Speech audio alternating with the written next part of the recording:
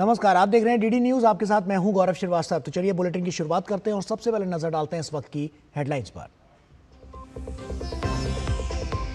PM Modi ने किया 62,000 करोड़ रुपए से अधिक की विभिन्न युवा केंद्रित पहलों का अनावरण। कहा, भारत के युवाओं को विश्व की कौशल मांगों से जोड़ेगी पीएम सेतु योजना। कर्पूरी ठाकुर के नाम पर बन रहा कौशल विश्वविद्यालय बनेगा उनके विचारों को आगे बढ़ाने का सशक्त माध्यम।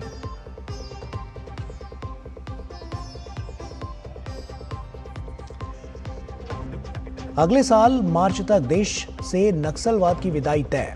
केंद्रीय गृह मंत्री अमित शाह ने छत्तीसगढ़ के बस्तर से किया आह्वान। कहा, या तो नक्सली आत्मसमर्पण कर चुने बेहतर जीवन का रास्ता या फिर कड़े जवाब के लिए रहें तैयार।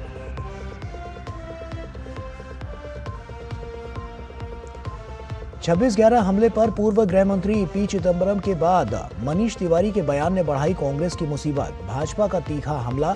कहा, विदेशी ताकतों की कठपुतली बन गई थी यूपीए सरकार। मोदी सरकार में सेना खुली छूट। ऑपरेशन सिंदूर से दिया दुश्मनों को कड़ा जवाब। लद्दाख में हालात पूरी तरह से सामान्य। केंद्र सरकार ने कहा, लद्दाखियों की जमीन, संसाधन और पहचान पूरी तरह से सुरक्षित। 24 सितंबर की घटना के लिए कुछ नेता जिम्मेदार। जल्द ही फिर से शुरू होगी बातचीत की प्रक्रिया।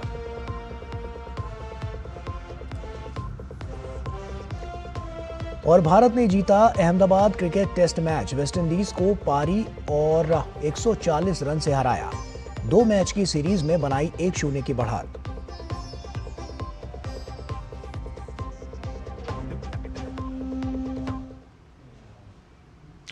और आइए बुलेटिन की शुरुआत करते हैं। भारत को ज्ञान और कौशल का देश कहा जाता है। भारत के युवाओं की इसी प्रतिभा, मेधा और कौशल को टैप करने के लिए केंद्र सरकार कई योजनाएं लाती रही है। प्रधानमंत्री नरेंद्र मोदी ने 62,000 करोड़ रुपए से अधिक मूल्य की विभिन्न युवा केंद्रित पहलों का अनावरण किया। उन्होंने युवाओं को कौशल प्रदान करने की एक ऐतिहासिक पहल के तहत 60,000 करोड़ रुपए के निवेश से देश भर में 1,000 सरकारी आईटीआई के उन्नयन के लिए पीएम सेतु का शुभारंभ किया।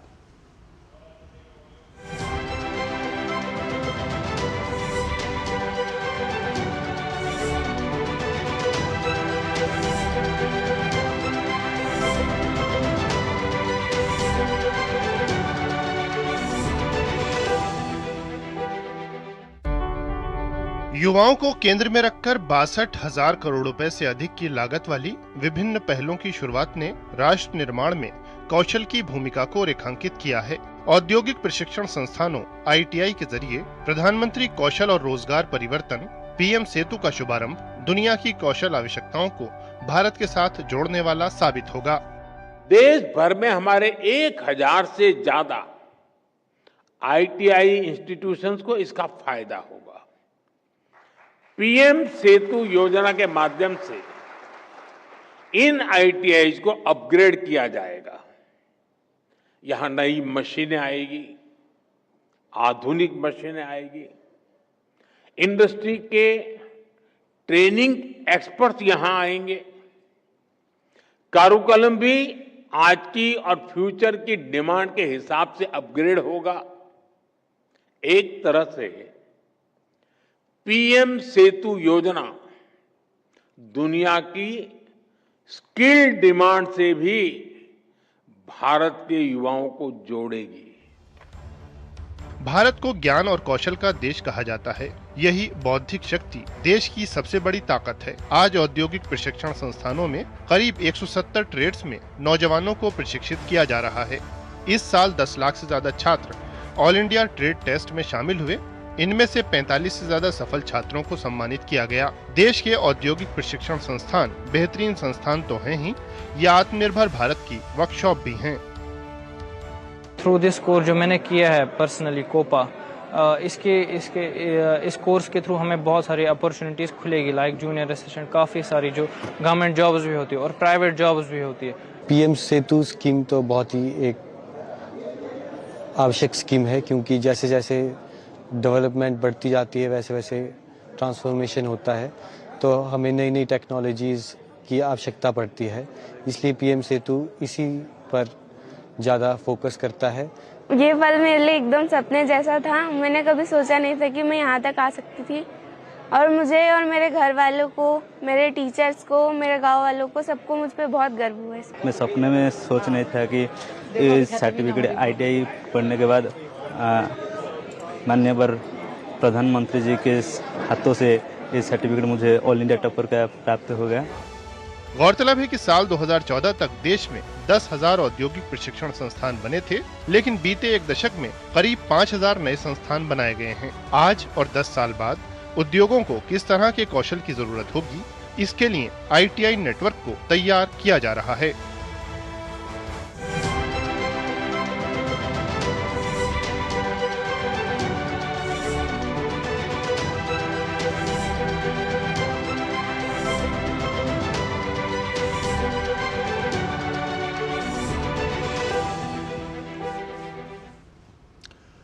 और प्रधानमंत्री नरेंद्र मोदी ने बिहार की नवीनीकृत मुख्यमंत्री निश्चय स्वयं सहायता भत्ता योजना का शुभारंभ किया।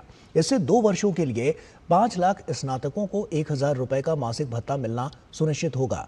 प्रधानमंत्री नरेंद्र मोदी ने 34 राज्यों और केंद्र शासित प्रदेशों के नवोदय विद्यालयों और एकलव्य मॉडल आवासीय विद्यालयों में स्थापित 1200 व्यावसायिक कौशल प्रयोगशालाओं का उद्घाटन किया।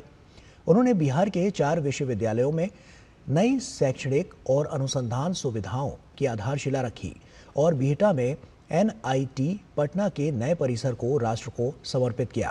प्रधानमंत्री नरेंद्र मोदी ने उद्योग उन्मुख पाठ्यक्रमों और व्यावसायिक शिक्षा को बढ़ावा देने के लिए बिहार में जननायक कर्पूरी ठाकुर कौशल विश्वविद्यालय का उद्घाटन किया। उन्होंने इसके उद्घाटन पर खुशी व्यक्त करते हुए राज्य के निवासियों से जननायक के नाम की चोरी किए जाने को लेकर जनता को आगाह किया। मुझे खुशी है कि आज के कौशल दीक्षांत समारोह में बिहार को एक नई स्किल यूनिवर्सिटी मिली है। नीतीश जी की सरकार ने इस यूनिवर्सिटी का नाम भारत रत्न जननायक कर्पूरी ठाकुर जी के नाम पर रखा है। और कर्पूरी ठाकुर जी को जननायक ये सोशल मीडिया की ट्रोल करने वाली टीम ने नहीं बनाया। कर्पूरी ठाकुर को जननायक बिहार के जन जन ने बनाया और उनके जीवन को देख करके बनाया था। और मैं तो बिहार के लोगों को कहूंगा कि जरा चौकन्ने रहिए। ये जननायक पद कर्पूरी ठाकुर से ही शोभायमान है। आजकल लोग ये जननायक की भी चोरी करने में लगे हैं और इसलिए बिहार के लोगों से मैं जागरूक रहने का आग्रह करूंगा कि हमारे कर्पूरी ठाकुर साहब का ये जनता द्वारा दिया गया सम्मान कोई चोरी न कर जाए। और प्रधानमंत्री नरेंद्र मोदी ने पूर्व के राष्ट्रीय जनता दल के कुशासन पर जोरदार प्रहार किया। उन्होंने कहा कि कौन माँ बाप नहीं चाहते कि उसका बच्चा यहीं पढ़े और यहीं आगे बढ़े, लेकिन मजबूरी में लाखों बच्चों को बिहार छोड़कर बनारस, दिल्ली, मुंबई जाना पड़ा। इस पीढ़ी को उतना अंदाजा नहीं होगा कि 2-2.5 दशक पहले बिहार में शिक्षा व्यवस्था किस तरह तबाह थी। ईमानदारी से न स्कूल खुलते थे, न भर्तियां होती थी। कौन माँ बाप नहीं चाहता कि उसका बच्चा यहीं पढ़े और यहीं आगे बढ़े, लेकिन मजबूरी में लाखों बच्चों को बिहार छोड़कर बनारस, दिल्ली, मुंबई जाना पड़ा। यही पलायन की असली शुरुआत थी। साथियों, जिस पेड़ की जड़ों में कीड़ा लग जाता है उसको फिर से जीवित करना बहुत बड़ा पराक्रम होता है। आरजेडी के कुशासन ने बिहार की हालत उसी पेड़ की तरह कर दी थी। सौभाग्य से बिहार के लोगों ने नीतीश जी को सरकार का दायित्व सौंपा और हम भी सभी साक्षी हैं कि कैसे एनडीए की पूरी टीम मिलकर बिगड़ी हुई व्यवस्थाओं को फिर पटरी पर लाई। और कांग्रेस के दो वरिष्ठ नेताओं के बयानों ने पार्टी की मुश्किलें बढ़ा दी हैं। एक ओर पूर्व गृह मंत्री पी चिदंबरम का 26/11 के मुंबई हमले पर दिया गया बयान कांग्रेस के लिए सियासी संकट बन गया, तो दूसरी ओर राहुल गांधी के विदेश में दिए गए वक्तव्यों ने विवाद को और गहरा कर दिया है। भाजपा ने दोनों नेताओं को घेरते हुए कांग्रेस पर विदेशी ताकतों के दबाव में काम करने का आरोप लगाया। सवाल अब यही है कि क्या कांग्रेस अपने ही नेताओं के बयानों से खुद के लिए नई मुसीबत खड़ी कर रही है, या कांग्रेस की असल रणनीति उनके पुराने नेता अब एक एक कर जनता के सामने ला रहे हैं, कांग्रेस की पोल खोल रहे हैं। कांग्रेस नेताओं के बयानों से मचा बवाल, चिदंबरम के दावों ने खड़े किए कांग्रेस पर सवाल। कहा मुंबई हमले में यूपीए सरकार पर था विदेशी दबाव। राहुल गांधी के विदेश विरोधी बयान पर भी भाजपा सख्त। अब कोलंबिया में दिया भारत विरोधी वक्तव्य। भाजपा के कांग्रेस से तीखे सवाल, क्या विदेश के रिमोट कंट्रोल से चलती थी यूपीए सरकार? 26/11 मुंबई हमले पर पूर्व गृह मंत्री पी चिदंबरम के हालिया बयान से पहले ही कांग्रेस निशाने पर है और अब कांग्रेस के एक और वरिष्ठ नेता और पूर्व केंद्रीय मंत्री मनीष तिवारी ने कांग्रेस की मुसीबत और बढ़ा दी है। मनीष तिवारी ने कहा है कि पी चिदंबरम के बयान की अनदेखी नहीं की जा सकती है। मनीष तिवारी ने कहा कि तत्कालीन गृह मंत्री के रूप में चिदंबरम एक अहम भूमिका में थे, उनकी बातों को नजरअंदाज नहीं किया जा सकता। वहीं भाजपा ने कहा कि पाकिस्तान पर कार्रवाई से बचना और आतंकवाद पर नरमी दिखाना कांग्रेस की आदत है। भाजपा ने कहा कि जब देश पाकिस्तान को मुंहतोड़ जवाब दे रहा है तो कांग्रेस को पीड़ा होती है और सेना से सबूत मांगती है। भाजपा ने कड़ा प्रहार करते हुए कहा कि कांग्रेस सरकार विदेशी ताकतों के सामने कठपुतली बन गई थी। भाजपा ने पाकिस्तान पर कार्रवाई न किए जाने के लिए सोनिया गांधी को जिम्मेदार ठहराया। यह सोनिया गांधी जी का ही डिक्टेशन था कि पाकिस्तान के खिलाफ किसी प्रकार की कार्यवाही न की जाए, पाकिस्तान के खिलाफ कुछ भी गतिविधि नहीं होनी चाहिए। यह सोनिया गांधी जी का ही डिक्टेशन था। मुझे तो आश्चर्य होता है कि भारतवर्ष जिसमें अदम्य साहस, अदम्य शौर्य है, उसके बावजूद भी सोनिया जी ने हिंदुस्तान को झुकाने का काम किया और पाकिस्तान को पनाह दिया। कांग्रेस बताए 62 में सीडीएस ने बताया कि एयरफोर्स यूज नहीं किया चाइना पे। अब देखते हैं कि हम 2008 में कांग्रेस पार्टी ने उस समय पर भी मिलिट्री फोर्स का यूज नहीं किया पाकिस्तान के खिलाफ।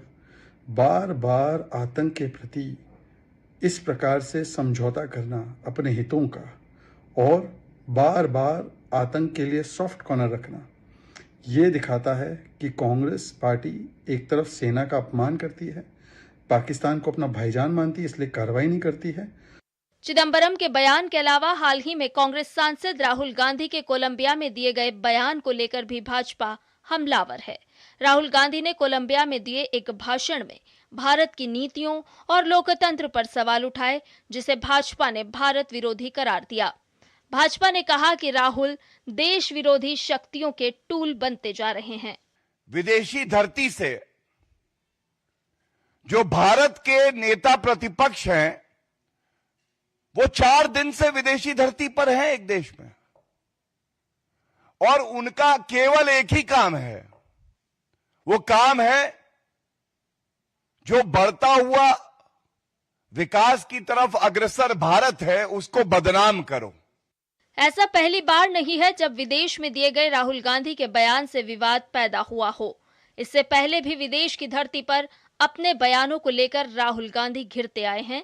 वहीं पूर्व गृह मंत्री पी चिदंबरम के 26/11 मुंबई हमले पर देश की रक्षा और सुरक्षा को लेकर कांग्रेस की तत्कालीन सरकार पर कई गंभीर सवाल खड़े करना भी कांग्रेस को असहज कर रहा है।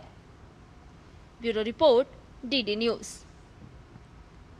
और केंद्र शासित प्रदेश लद्दाख की जनता के साथ मजबूती से खड़ी केंद्र सरकार ने एक बार फिर स्थानीय लोगों के अधिकारों और हितों की रक्षा की पुख्ता गारंटी दी है। केंद्र शासित प्रदेश लद्दाख के चीफ सेक्रेटरी पवन कोतवाल ने स्पष्ट रूप से कहा है कि लद्दाखियों की जमीन, संसाधन, नौकरियां और आजीविका पूरी तरह से सुरक्षित रहेगी और सरकार लद्दाख के लोगों के साथ मिलकर यहां के पारिस्थितिकी तंत्र के साथ साथ सांस्कृतिक पहचान की रक्षा के लिए काम करती रहेगी। हालांकि पवन कोतवाल ने 24 सितंबर की दुखद घटना के लिए सीधे तौर पर कुछ वर्गों को जिम्मेदार ठहराया है। अपने बयान में उन्होंने साफ कहा है कि इन वर्गों ने एक पूर्व नियोजित दृष्टिकोण के साथ शांतिपूर्ण प्रक्रिया को पटरी से उतारने का काम किया। उन्होंने कहा कि जब सरकार के साथ बातचीत की तारीखें तय हो चुकी थी, तब भी जानबूझकर भूख हड़ताल जारी रखी गई और लोगों को गुमराह किया गया। वहीं पवन कोतवाल ने जांच एजेंसियों के पास घटना से जुड़े पुख्ता सबूत होने का भी दावा करते हुए जल्द सच सामने लाए जाने की बात कही। उन्होंने सभी से जांच प्रक्रिया को सुचारू रूप से चलने देने की अपील भी की। चीफ सेक्रेटरी ने यह भी साफ किया कि सरकार लद्दाख के युवाओं की आकांक्षाओं को पूरा करने के लिए प्रतिबद्ध है और जल्द ही बातचीत की प्रक्रिया फिर से शुरू करनी चाहती है। The land, resources, jobs and livelihood of Laddakhis would remain protected. Government would continue to work with the people of Ladakh to protect the ecosystem as well as its cultural identity. With a premeditated approach, certain sections worked to derail the process, continued the hunger strike despite the scheduled talks, and misled the people, thereby creating a law and order situation on 24th September and subsequent unfortunate development of loss of 4 precious lives. The entire episode could have been avoided if some leaders could have risen above personal and political ambitions by calling off the hunger strike timely when the dates of 25th and 26th September for resuming the dialogue with the government on their agenda had already been announced. और छत्तीसगढ़ के बस्तर से केंद्रीय गृह मंत्री अमित शाह ने नक्सलवाद के खिलाफ बड़ा संदेश दिया है। उन्होंने साफ कहा है कि 31 मार्च 2026 तक देश नक्सल मुक्त होगा। शाह ने नक्सलियों से हथियार छोड़ मुख्यधारा में लौटने की अपील की और चेतावनी दी है कि अगर ऐसा नहीं किया गया तो सख्त कार्रवाई के लिए तैयार रहें। बस्तर दशहरा के मुरिया दरबार में शामिल होकर शाह ने विकास और स्वदेशी के मंत्र पर भी जोर दिया। अमित शाह बोले कि स्वदेशी का संकल्प ही भारत को विश्व की सर्वोच्च आर्थिक शक्ति बना सकता है।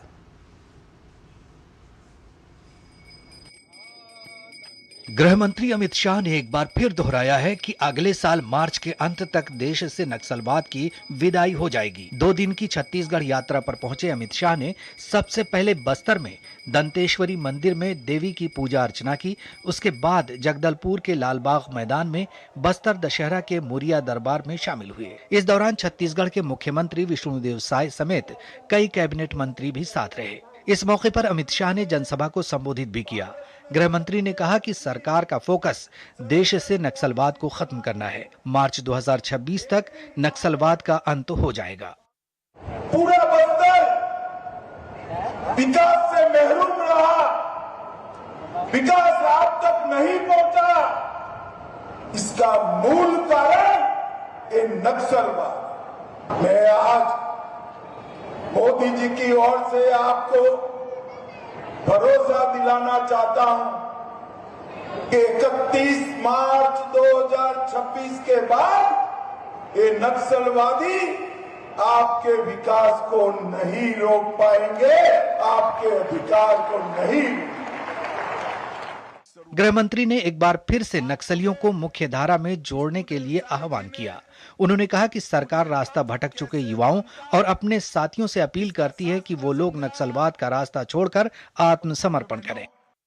मैं आप सभी को अपील करने की भी आया, नक्सलवाद से जो बच्चे गुमराह होकर जुड़े हैं वो आप ही के गांव के, उनको समझाइए, शस्त्र डाल दे और मुख्य धारा में।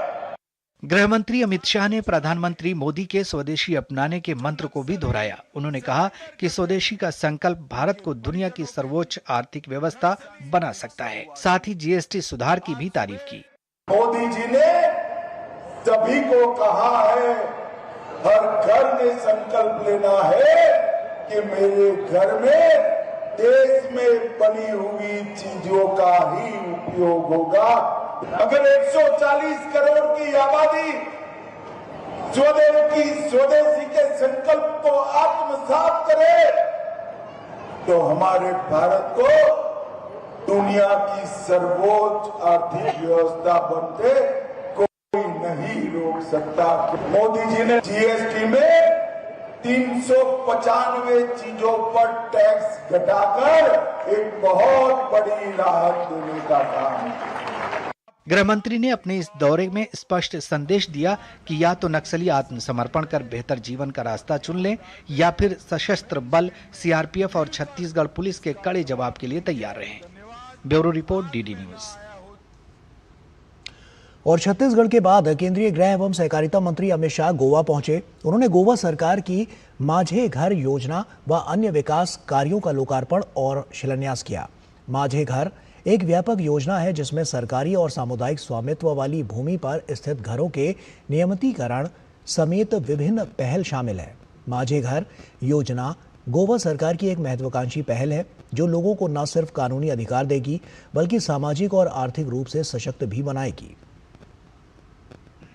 इसके अलावा अमित शाह ने गोवा डेंटल कॉलेज की नई इमारत पणजी के डीबी ग्राउंड में स्मार्ट सिटी स्टेडियम और उत्तरी व दक्षिणी गोवा में ई विटनेस रूम समेत कई परियोजनाओं का भी उद्घाटन किया। कार्यक्रम में केंद्रीय गृह मंत्री अमित शाह ने भारतीय नौसेना की 2 महिला अधिकारियों लेफ्टिनेंट कमांडर दिलना और लेफ्टिनेंट कमांडर रूपा को सम्मानित भी किया। इन दोनों महिला अधिकारियों ने ऐतिहासिक समुद्री उपलब्धि हासिल की है। नौसेना के नाविका सागर परिक्रमा मिशन में भाग लेकर इन्होंने 50,000 किलोमीटर से अधिक की समुद्री यात्रा तय की है।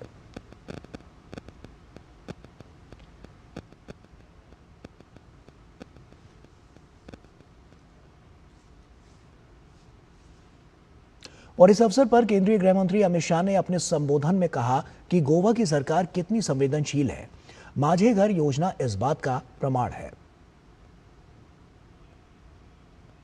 माझे घर योजना ये सिर्फ एक सरकारी योजना नहीं, वो एक कुशल प्रशासक का परिचायक, वो एक संवेदनशील सरकार की परिचायक है और वो मोदी जी के नेतृत्व में सभी भारतीय जनता पार्टी की सरकारें जो रिफॉर्म्स के लिए बहुत बारीकी से मेहनत करती हैं उसका परिचायक।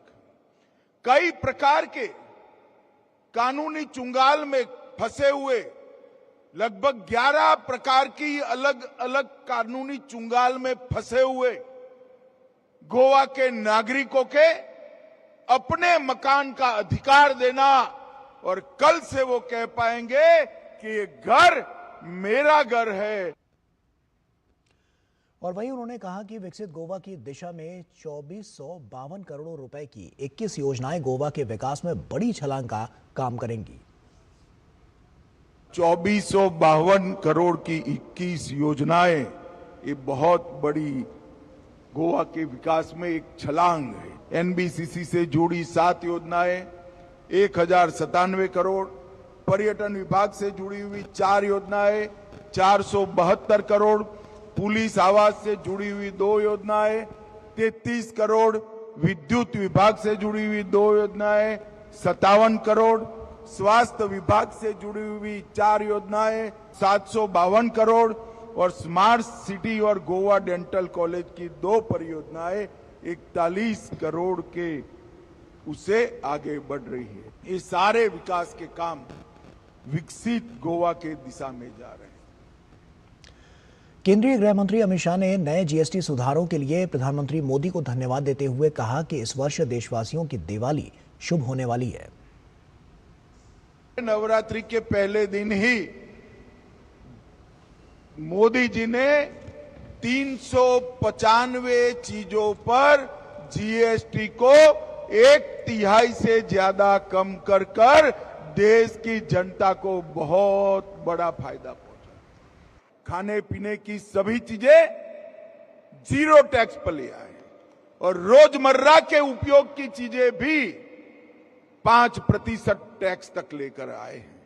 मित्रों, आजादी से अब तक सेल्स टैक्स पर, जीएसटी पर इतनी बड़ी कटौती करने की हिम्मत किसी ने नहीं की है जो नरेंद्र मोदी जी ने की है। और इसी के कारण दीपावली पूरे भारतवासियों की शुभ जाने वाली है। बिहार विधानसभा चुनाव 2025 का बिगुल बजने वाला है। चुनाव की तैयारियों का जायजा लेने के लिए मुख्य चुनाव आयुक्त ज्ञानेश कुमार, चुनाव आयुक्त विवेक जोशी और एसएस संधू पटना के 2 दिवसीय दौरे पर पहुंच चुके हैं। मुख्य चुनाव आयुक्त ज्ञानेश कुमार की अध्यक्षता में आयोग के वरिष्ठ अधिकारियों के साथ बिहार के सभी 12 मान्यता प्राप्त राजनीतिक दलों और प्रशासनिक अधिकारियों के साथ बैठक की। बिहार विधानसभा चुनाव की गर्मी बढ़ गई है। मुख्य चुनाव आयुक्त ज्ञानेश कुमार अपनी टीम के साथ 2 दिनों के बिहार दौरे पर हैं। इस दौरान उन्होंने पहले दिन आयोग से मान्यता प्राप्त 12 राजनीतिक पार्टियों के साथ बैठक की। इसके बाद निर्वाचन आयोग की टीम ने राज्य के सभी प्रमंडलीय आयुक्त, पुलिस महानिरीक्षक, उप महानिरीक्षक, सभी जिला निर्वाचन पदाधिकारी और वरीय पुलिस अधिकारियों के साथ बैठक की। इसमें निर्वाचन की प्रशासनिक और विधि व्यवस्था संबंधी तैयारियों की समीक्षा की गई। बैठक के बाद बिहार बीजेपी के अध्यक्ष दिलीप जायसवाल ने बताया कि उन्होंने पार्टी की तरफ से सुझाव रखा है कि एक चरण में पूरे बिहार में मतदान कराया जाए। साथ ही बुर्का पहने महिलाओं की पहचान महिला अधिकारियों से फोटो मिलान के जरिए सुनिश्चित करने की बात भी रखी। उन्होंने कहा कि दलित बहुल इलाकों में पैरामिलिट्री फोर्स की तैनाती और अधिसूचना जारी होने के 28 दिनों के भीतर मतदान कराने की मांग भी की। बैठक में जेडीयू की तरफ से सांसद संजय झा भी शामिल हुए। जो बिहार में चुनाव हो रहा है, चुनाव के 1 दिन पहले या 2 दिन पहले पैरामिलिट्री फोर्स जो हमारे पिछड़े समाज, अति पिछड़े समाज, दलित समाज का गांव है, वहां पर उनका जो है पैरामिलिट्री फोर्स का उपलब्धता और उनका जो है वहां पर मार्च कराया जाए। हम लोगों ने अनुरोध किया है कि जो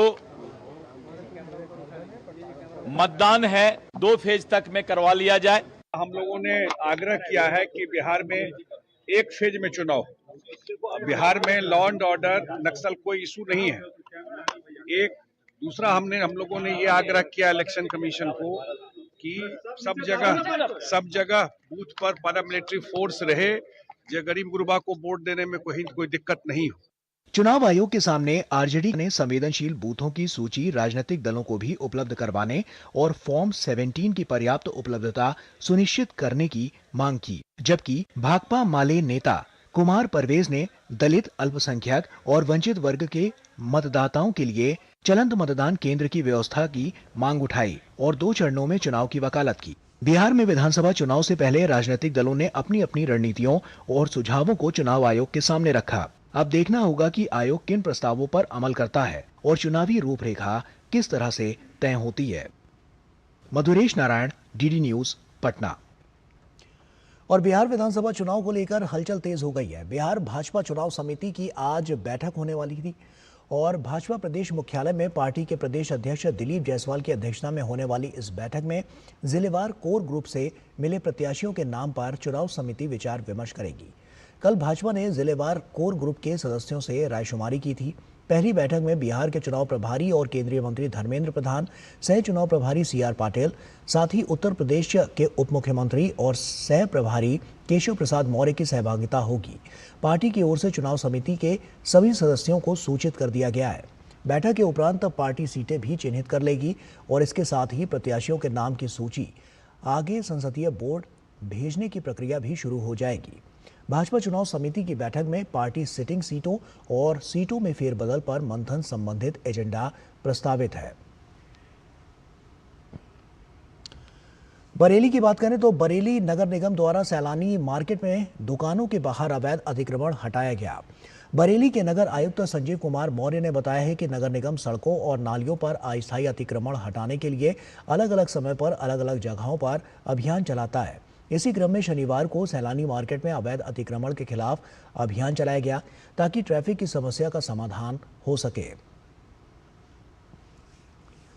निगम द्वारा जो है विभिन्न जगहों पे अलग अलग समय पे ड्राइव चलाई जाती है, जो कि सड़कों पे या नालों पे अतिक्रमण किया गया है अस्थायी रूप से, तो यहाँ पे भी आज सैलानी मार्केट में भी जो अस्थायी अतिक्रमण किया गया है, टीन शेड निकाल के या बाहर जो दुकानें रख के उस पर ड्राइव चला दी, ताकि जो है ट्रैफिक भी ईज हो सके, साथ में जो है जो अतिक्रमण किया गया है उसको हटाया जा सके। और ये अभियान जो है रेगुलर नगर निगम द्वारा चलाया जाता है और आगे भी चलाया जाता रहेगा।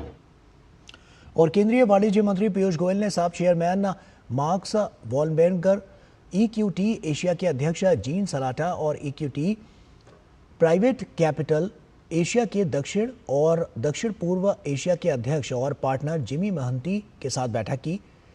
ये चर्चा उन्नत प्रौद्योगिकियों, रक्षा और टिकाऊ बुनियादी ढांचे जैसे क्षेत्रों में आर्थिक और रणनीतिक सहयोग को और गहरा करने पर केंद्रित थी।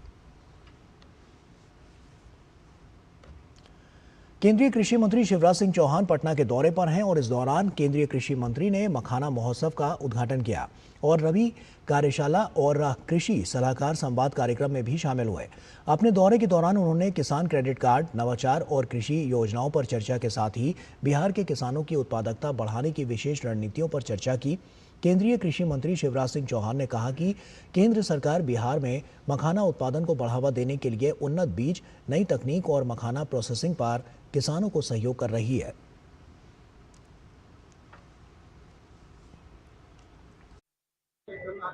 मखाना उत्पादक किसानों को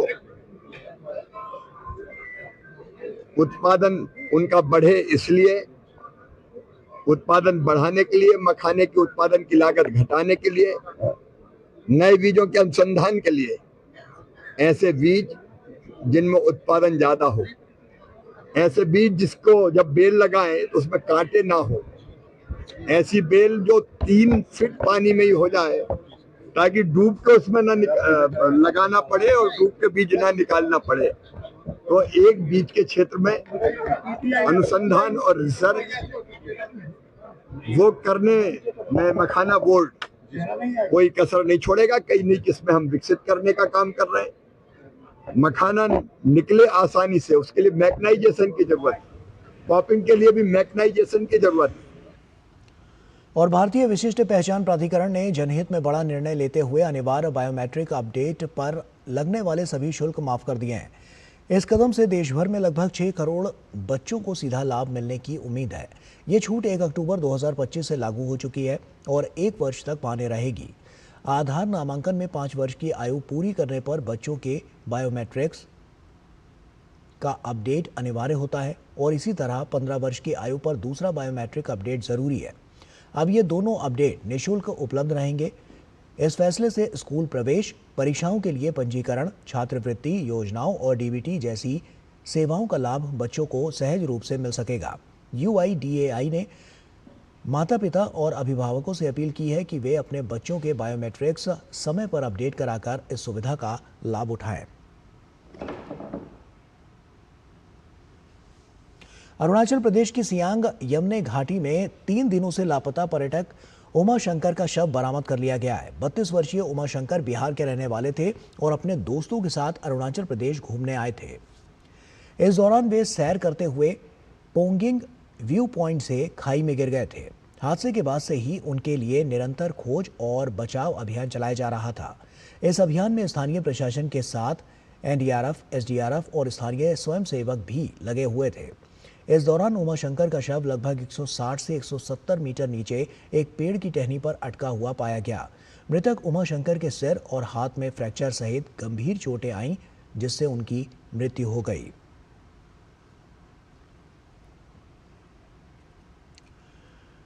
ब्रिटेन के प्रधानमंत्री कीर स्टारमर 8 अक्टूबर को भारत की 2 दिवसीय आधिकारिक यात्रा पर आएंगे। अपनी यात्रा के दौरान वो प्रधानमंत्री नरेंद्र मोदी से मुलाकात करेंगे। दोनों नेता विजन 2035 के तहत भारत ब्रिटेन साझेदारी की प्रगति की समीक्षा करेंगे।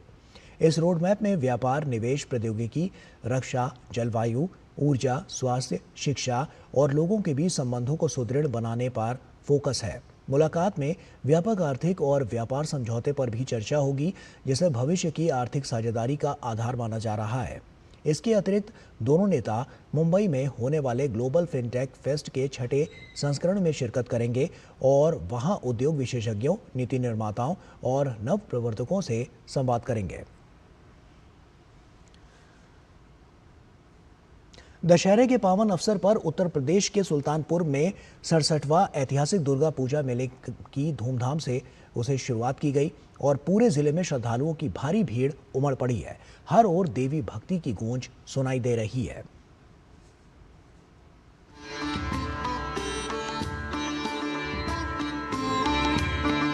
उत्तर प्रदेश के सुल्तानपुर में दशहरे के दिन से शुरू हुआ 67वां ऐतिहासिक दुर्गा पूजा मेला श्रद्धालुओं के आकर्षण का केंद्र बना हुआ है। जिले में लगभग 700 दुर्गा प्रतिमाओं के पंडाल स्थापित किए गए हैं।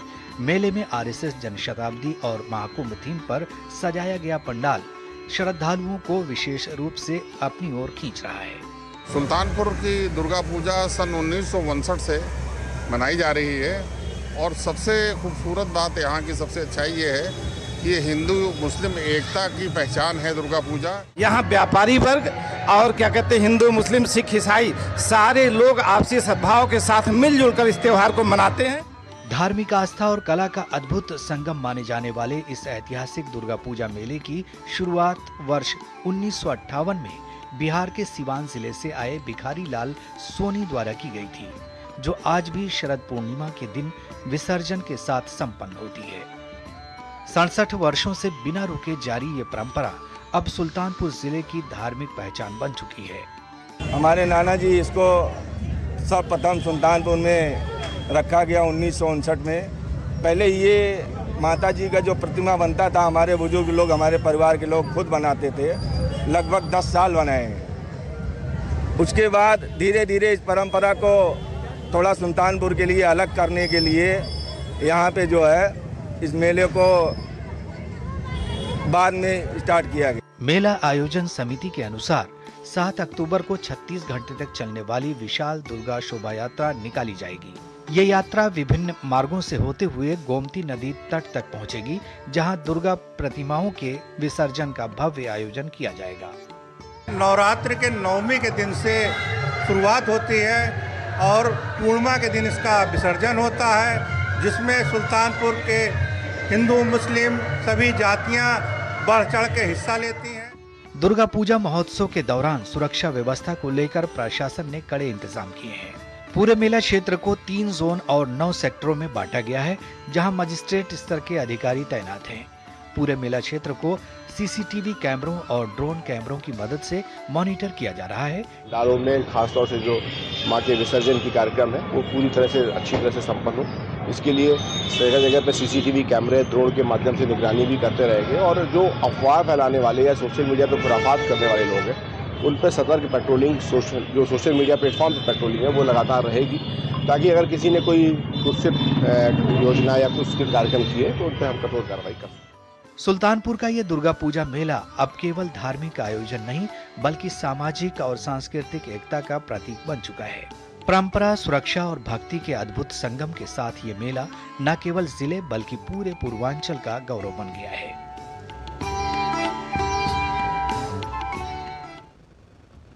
और उत्तर प्रदेश के फर्रुखाबाद में एक दर्दनाक हादसे में 2 लोगों की मौत हो गई है, जबकि 5 घायलों का इलाज जारी है। यह हादसा सन क्लासेस एंड लाइब्रेरी नामक कोचिंग संस्थान में विस्फोट के कारण हुआ। धमाका इतना जोरदार था कि 200 मीटर दूर तक सामान बिखर गया। जिस वक्त यह हादसा हुआ उस समय कोचिंग सेंटर में करीब 1 दर्जन से अधिक बच्चे पढ़ाई कर रहे थे। फर्रुखाबाद में हुए हादसे का सीएम योगी आदित्यनाथ ने भी संज्ञान लिया। इस घटना को उन्होंने दुर्भाग्यपूर्ण बताते हुए राहत कार्यों में तेजी लाने के लिए दिशा निर्देश भी दिए। साथ ही मुख्यमंत्री ने घायलों के शीघ्र स्वस्थ होने की कामना की। 3:19 पे एक सूचना प्राप्त हुई थी, जिसमें थाना क्षेत्र कादरी गेट में प्रथम दृष्टया देखने पे पाया गया कि एक कोचिंग इंस्टीट्यूट है, उसके बेसमेंट में एक सेप्टिक टैंक है। उसमें कॉन्सेंट्रेटेड मीथेन गैस अधिक होने की वजह से एक ब्लास्ट हुआ। जब प्राथमिक रूप से देखा गया तो वहाँ पे एक स्विच बोर्ड भी मिला, तो संभवतः उसकी वजह से ब्लास्ट हुआ होगा।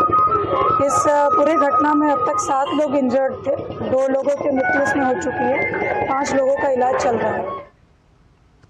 और प्रवर्तन निदेशालय ने गुड़गांव क्षेत्रीय कार्यालय ने धन शोधन निवारण अधिनियम 2002 के प्रावधानों के तहत अंसल बिल्डर की 10.55 करोड़ रुपए की 6 अचल संपत्तियों को कुर्क किया। ये संपत्ति गुड़गांव, ग्रेटर नोएडा और लुधियाना में स्थित है। आरोपी कंपनी मेजर्स Ansal properties and infrastructure limited के निदेशकों, शेयरधारकों, लाभार्थी, मालिकों, Sushil Ansal, Pranav Ansal and son HUF और कुसुम अंसल के पास है। ये मामला जल अधिनियम 1974 और वायु अधिनियम 1981 के प्रावधानों के उल्लंघन से उपजे मनी लॉन्ड्रिंग के मामले का है। कुर्क की गई संपत्तियों में कमर्शियल यूनिट और जमीन शामिल है। Ansal properties and infrastructure limited residential, commercial और रिटेल क्षेत्रों में रियल एस्टेट विकास के व्यवसाय में लगी हुई है। भारत ने रोजगार के क्षेत्र में अभूतपूर्व सफलता हासिल की है। श्रम और रोजगार मंत्रालय की रिपोर्ट के अनुसार 2017 से 18 में जहां देश में रोजगार का आंकड़ा 47.5 करोड़ था, वहीं 2023 से 24 में यह बढ़कर 64.33 करोड़ हो गया। पिछले 6 वर्षों में कुल 16.83 करोड़ नए रोजगार सृजित हुए हैं। इस दौरान बेरोजगारी दर भी काफ़ी हद तक कम हुई है। 2017 से 18 में बेरोजगारी दर 6.0% थी, जो अब घटकर 3.2% रह गई है।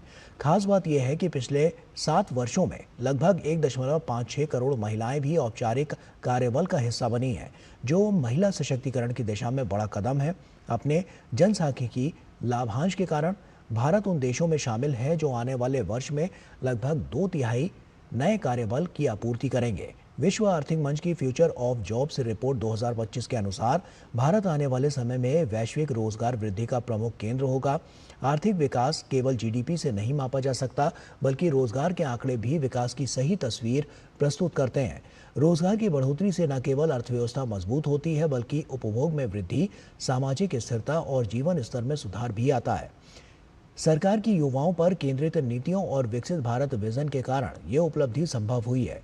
भारत एक तेजी से विकसित होती डिजिटल, स्वचालित और टिकाऊ अर्थव्यवस्था बनता जा रहा है, जो आने वाले वर्षों में विश्व आर्थिक शक्ति बनने की ओर अग्रसर है।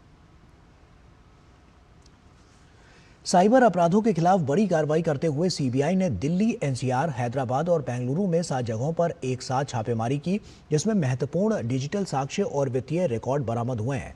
ऑपरेशन चक्र 5 के तहत CBI ने HPZ crypto currency token fraud में सैकड़ों करोड़ की ठगी का भांडाफोड़ किया है। जांच में सामने आया है कि विदेशी मास्टरमाइंड्स ने भारतीय नागरिकों की मदद से 2021 से 2023 के बीच लोन, नौकरी, निवेश और क्रिप्टो योजनाओं के नाम पर देश भर में संगठित साइबर धोखाधड़ी को अंजाम दे रहे थे।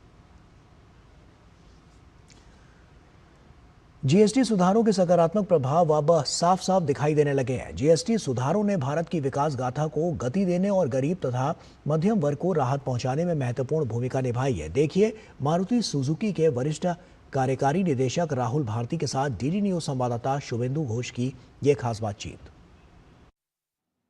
नए GST सुधारों से विभिन्न वस्तुओं और सेवाओं पर टैक्स रेट कम हुए हैं, जिससे समाज के सभी वर्गों को लाभ मिला है। ऑटोमोबाइल सेक्टर पर पड़ने वाले प्रभाव के बारे में बात करने के लिए मेरे साथ हैं Rahul Bharti, senior executive director corporate affairs, Maruti Suzuki. Maruti Suzuki Bharat की सबसे बड़ी यात्री कार निर्माता कंपनी है। राहुल, DD न्यूज में आपका स्वागत है। आपका बहुत बहुत शुक्रिया। राहुल, सबसे पहले क्या आप हमें बता सकते हैं कि हाल ही में लागू GST सुधारों से आपको और आपके ग्राहकों को विशेषकर इस त्योहार के सीजन में किस प्रकार का लाभ हुआ है? बहुत ही ऐतिहासिक बढ़त हुई है हमारी कारों की बिक्री में, और आपके माध्यम से मैं माननीय प्रधानमंत्री जी को बहुत बहुत धन्यवाद देना चाहता हूं। पूरे उपभोक्ताओं को उन्होंने बहुत बड़ा GST का गिफ्ट दिया है। नवरात्रों के अगर पहले 8 दिनों को हम देखें तो हमारी एक 1,65,000 गाड़ियों की डिलीवरी हुई, और रिटेल मतलब शोरूम में हमने कस्टमर्स को ये गाड़ियां हैंडओवर की, जो कि पिछले साल से अगर हम कंपेयर करें तो दुगने से भी ज़्यादा है। पिछले साल हमने 80,000 की थी, और आगे बुकिंग्स जो आई हैं वो भी काफ़ी तेज़ी है उसमें बुकिंग्स में। सितंबर के महीने में 27.5% की बढ़त हुई है। इनफैक्ट हम तो अब संडेज को भी अपनी प्रोडक्शन चालू कर रहे हैं ताकि कस्टमर्स को हम गाड़ियां दे पा। जी, प्रधानमंत्री मोदी के make in India, make for the world vision के अंतर्गत कई महत्वपूर्ण उपलब्धियां हासिल हुई हैं। आप ऑटोमोबाइल के क्षेत्र में भारत के मैन्युफैक्चरिंग और एक्सपोर्ट्स की बढ़ती संभावनाओं को कैसे देखते हैं?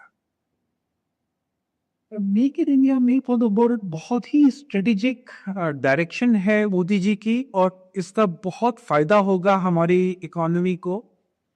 सबसे बड़ा ये है कि अब जैसे सारी ग्लोबल कंपनीज हैं, मल्टीनेशनल कंपनीज हैं, वो अपने जैसे सुजुकी मोटर कॉर्पोरेशन है, वो जापान में ना बनाकर हिंदुस्तान को अपना ग्लोबल मैन्युफैक्चरिंग हब बना रही है, और यहाँ से हम करीब 100 देशों को एक्सपोर्ट कर रहे हैं। तो हमारी जो ई बिटारा है वो अब 100 देशों को एक्सपोर्ट होगी, और इंडिया मैन्युफैक्चरिंग हब है, और उसका फ़ायदा इंडियन इकोनॉमी में, इंडियन एनवायरनमेंट को मिलेगा। हमारी एक्सपोर्ट में भी काफ़ी बढ़त हुई है। हम पहले एक तिमाही में 1 लाख की एक्सपोर्ट करते थे, पहले 1 साल में करते थे, अब हम एक तिमाही में 1 लाख की वो कर रहे हैं, यानी 4 गुना बढ़त हुई है करीब 4 साल। तो हम एक्सपोर्ट्स को बहुत स्ट्रेटेजिक फोकस में ले रहे हैं माननीय प्रधानमंत्री जी के प्रोग्राम में make in India make for the world. इस सितंबर में भी हमारे 52% ग्रोथ हुई है, और इस साल हम मेरे ख्याल से हम 4 लाख गाड़ियाँ एक्सपोर्ट। वैश्विक अर्थव्यवस्था के बारे में बात करें तो कई चुनौतियां हैं। प्रधानमंत्री मोदी के स्वदेशी और आत्मनिर्भरता के संदेश के साथ भारतीय अर्थव्यवस्था के आगे की राह के बारे में आपका क्या आकलन है?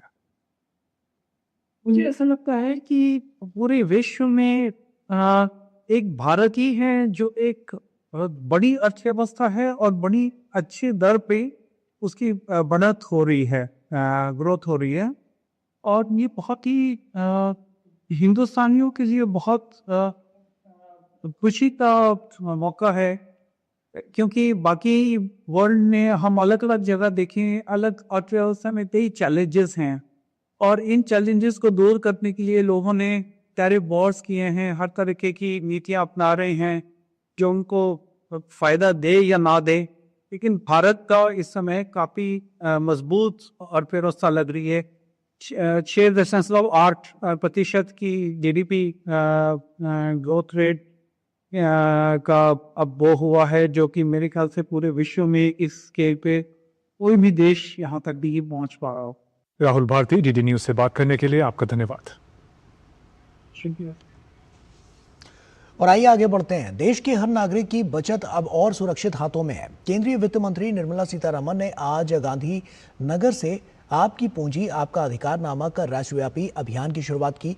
इसका उद्देश्य है बैंकों, बीमा कंपनियों और निवेश संस्थानों में पड़ी अनक्लेम्ड राशि को सही हकदार तक पहुंचाना। वित्त मंत्री ने कहा कि भले ही किसी के पास पुराने रिकॉर्ड ना हो, सिर्फ एक सूचना पर ही जांच की जाएगी और राशि उसके उत्तराधिकारियों या नामांकित व्यक्ति को ही दी जाएगी। सरकार का लक्ष्य है कि हर नागरिक अपनी मेहनत की कमाई का पूरा अधिकार पा सके और कोई भी बचत अनक्लेम्ड ना रह जाए।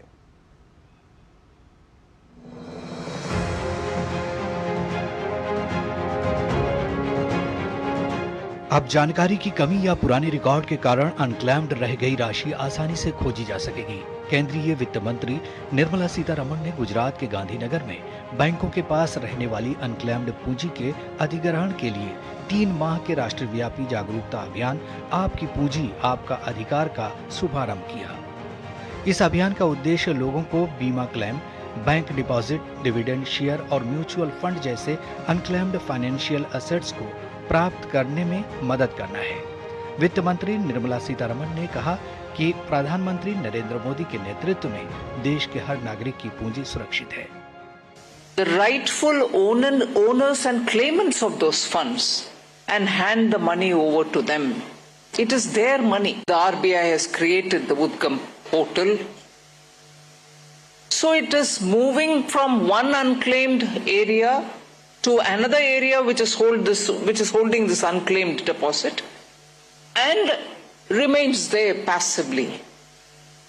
But actually the true claimant is not able to lay his hand on his portion of that unclaimed money. वित्त मंत्री ने कहा कि जिस व्यक्ति का पैसा फंसा है, यदि उसके पास रिकॉर्ड नहीं भी हैं, तब भी उसकी सिर्फ एक सूचना पर ही रिकॉर्ड्स की खोजबीन होगी और उत्तराधिकारियों और नामितों को पैसा दिया जाएगा। Everyone is going to get their money back. Just a little effort for you to approach saying, I have a problem. I don't have complete set of documents. मेरे पास इतना ही कागज है, निकालो मेरे अकाउंट जहां भी हो, हम ढूंढ कर निकाल कर आपको देंगे। ये हमारे आश्वासन है, हमारे कर्तव्य है और हम इसका वायदा ऑनरेबल प्रधानमंत्री जी को दे रखे हैं। इसीलिए गुजरात से आज मंगल शुरुआत हो रही है इस कैंपेन का। दरअसल बीमा पॉलिसी के दावे, बैंक जमा, लाभांश, शेयर और म्यूचुअल फंड की आय सहित बिना दावे वाली वित्तीय संपत्तियां अक्सर जागरूकता की कमी या पुराने खाता विवरण के कारण बिना दावे के ही रह जाती हैं। इस अभियान के दौरान नागरिकों को अपनी बिना दावे वाली संपत्तियों का पता लगाने, रिकॉर्ड अपडेट करने और दावा प्रक्रिया पूरी करने के बारे में तत्काल मार्गदर्शन प्रदान किया जाएगा। इसके लिए डिजिटल उपकरण और इसके चरण दर चरण प्रदर्शन भी दिखाए जाएंगे। भारत सरकार ये सुनिश्चित करने के लिए प्रतिबद्ध है कि नागरिकों द्वारा बचाए गए प्रत्येक रुपए का दावा वे स्वयं या उनके कानूनी उत्तराधिकारी और नामांकित व्यक्ति कर सकें। यह अभियान लोगों को इसमें प्रमुखता से भाग लेने, जागरूकता फैलाने और हर घर में वित्तीय समावेशन को मजबूत करने के लिए प्रोत्साहित करेगा। ये नागरिकों को उनके सही धन का पता लगाने और दावा करने के तरीके के बारे में स्पष्ट जानकारी प्रदान करके उन्हें सशक्त बनाने का प्रयास करेगा। इसमें संबंधित फंड नियामकों द्वारा विकसित मानक संचालन प्रक्रियाओं, SOP और अक्सर पूछे जाने वाले प्रश्नों यानी FAQ से मदद मिलेगी। इसका उद्देश्य प्रक्रिया को सरल और पारदर्शी बनाना है। Bureau report, DD news.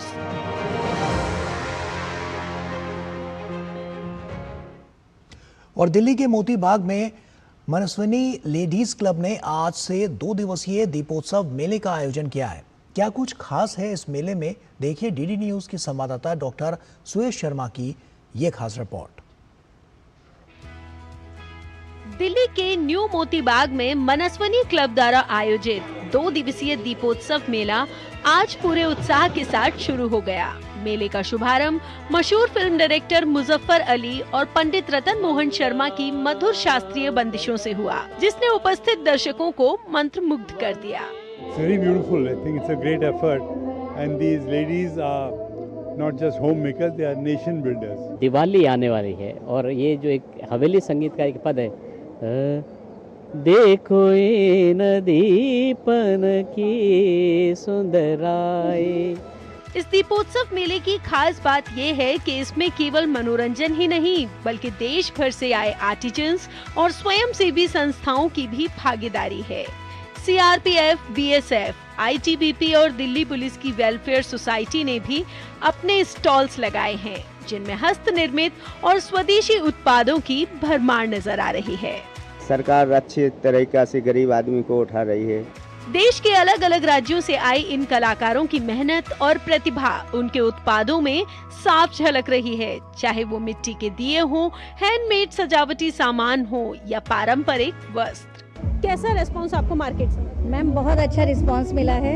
इससे पहले मैंने नोएडा एक्सपो में भी एग्जीबिशन लगाई है, 3 साल से मैं उसमें पार्ट ले रही हूँ और बहुत अच्छा रिस्पांस मिल रहा है। ये अपना लोकल प्रोडक्ट है सारा, और ये चीड़ की पत्ती का प्रोडक्ट है, तो बिकने से जंगल की उसको हम स्ट्रेंथ बना रहे हैं। मनस्विनी क्लब की सदस्यों ने इस भव्य आयोजन की महीनों से तैयारी की थी और उनकी मेहनत आज इस मेले में साफ नजर आ रही है। तो ये बहुत ही एक सुंदर माहौल है और हम सब बहुत ही एंजॉय कर रहे हैं। We are very happy, we are very grateful for everybody who is here. इस मेले का एक्सक्लूसिव पार्ट है कि हमने वुमेन एंटरप्रेन्योर्स को प्राथमिकता दी है। आपको हैंडीक्राफ्ट, खाना, डांस, मस्ती, फुल पैकेज मिलेगा। बच्चे, युवा, बुजुर्ग, हर वर्ग के लोग इस मेले का भरपूर आनंद उठा रहे हैं। खेल, संगीत, शॉपिंग और खाने पीने की विविधता ने इस मेले को एक सांस्कृतिक उत्सव में बदल दिया है। यहाँ सब कुछ स्वदेशी है, बहुत ही अच्छा सब कुछ किया हुआ है। यहाँ पर event is all about the vibe, the colours and the culture. सांस्कृतिक रूप से ये जगह मुझे हमेशा अच्छी लगती है, मैं हमेशा आती हूँ। आज से इस मेले का शुभारंभ हो गया है, यानी 4 और 5 अक्टूबर को न्यू मोती बाग में आप यहाँ आकर यहाँ के स्वाद, संस्कृति, संगीत और स्वदेशी उत्पाद का जो अनूठा संगम आपको इस मेले में देखने को मिलेगा वो अद्भुत होगा। आपका जो एक्सपीरियंस है वो अनूठा साबित होगा। तो देर मत कीजिएगा और इस मनस्वी मेले का हिस्सा अवश्य बनिएगा। कैमरा पर्सन ललित के साथ मैं डॉक्टर सुयश शर्मा, डीडी न्यूज़, दिल्ली। और हमास ने अमेरिकी राष्ट्रपति डोनाल्ड ट्रंप की गाजा में शांति योजना के कुछ प्रावधानों पर सहमति जताई है। ट्रंप के 20 सूत्रीय प्लान में तुरंत युद्ध विराम, इजरायली बलों की वापसी, 72 घंटे में बंधकों की रिहाई, कैदियों का आदान प्रदान और गाजा को आतंकवाद मुक्त करने जैसे प्रमुख बिंदु शामिल हैं। हमास ने घोषणा की है कि वो जीवित और मृत सभी कैदियों की रिहाई और गाजा के प्रशासन के संबंध में वार्ता करेगा। हालांकि हमास ने तुरंत हथियार डालने से इनकार किया है और कहा है कि वो हथियार नई फिलिस्तीनी सरकार को सौंपेगा। और टीम इंडिया ने अहमदाबाद टेस्ट में वेस्टइंडीज को पारी और 140 रनों से हरा दिया है। भारत ने इसी के साथ 2 मैचों की सीरीज में 1-0 की बढ़त भी बना ली है। महज 2.5 दिन में शुभमन गिल की अगुवाई वाली भारतीय टीम ने वेस्टइंडीज को चारों खाने चित कर दिया है। टेस्ट मैच के तीसरे दिन वेस्टइंडीज की टीम 286 रन से पीछे थी अपनी दूसरी पारी में और पीछे होती नजर आई, जिसमें सबसे बड़ा योगदान रविंद्र जडेजा का रहा है। जडेजा ने वेस्टइंडीज की दूसरी पारी में 4 विकेट चटकाए। वेस्टइंडीज की टीम अपनी दूसरी पारी में 146 रन पर सिमट गई। सीरीज का दूसरा टेस्ट मैच 10 अक्टूबर से नई दिल्ली में खेला जाएगा। के बाद से लड़खड़ा रही वेस्टइंडीज की टीम आखिरकार अहमदाबाद टेस्ट में 2.5 दिन के अंदर ही ढेर हो गई। भारत ने अहमदाबाद टेस्ट को पारी और 140 रन से जीतकर एक बार फिर से अपने दमदार तेवरों को सामने रखा। टेस्ट मैच के तीसरे दिन वेस्टइंडीज की टीम 286 रन से पीछे थी और मैच शुरू होते ही टीम अपनी दूसरी पारी में और पीछे होती नजर आई, जिसमें सबसे बड़ा योगदान रविंद्र जडेजा का रहा। जडेजा ने वेस्टइंडीज की दूसरी पारी में 4 विकेट हासिल किए और कैरिबियाई टीम को घुटने पर ला दिया। कैरिबियाई टीम अपनी दूसरी पारी में 146 रन पर सिमट गई। इस जीत में एक बात साफ दिखी कि वेस्टइंडीज की टीम पहली पारी में जहां भारतीय तेज गेंदबाजों के आगे ढेर हुई, तो वहीं दूसरी पारी में स्पिनर्स ने कैरिबियाई बल्लेबाजों को अपनी फिरकी में फंसाया। इस टेस्ट मैच में भारत ने अपनी पहली पारी में केएल राहुल, रविंद्र जडेजा और ध्रुव जुरैल का कारनामा देखा, जिन्होंने अपने बल्ले के शॉट से वेस्टइंडीज के गेंदबाजों की हवा निकाल दी। केएल राहुल ने 100 रन तो रविंद्र जडेजा ने 104 और ध्रुव जुरैल ने 125 रन बनाकर साबित कर दिया कि इस टेस्ट में टीम इंडिया ही बेस्ट निकलकर सामने आएगी और आखिरकार वैसा ही हुआ। मैच का अंतिम स्कोर कार्ड रहा: वेस्टइंडीज पहली पारी 162 रन, भारत पहली पारी 448 पर 5 घोषित, वेस्टइंडीज दूसरी पारी 146 run. Sports desk, DD news. और इसी के साथ फिलहाल इस बुलेटिन में इतना ही। दीजिए इजाजत, नमस्कार।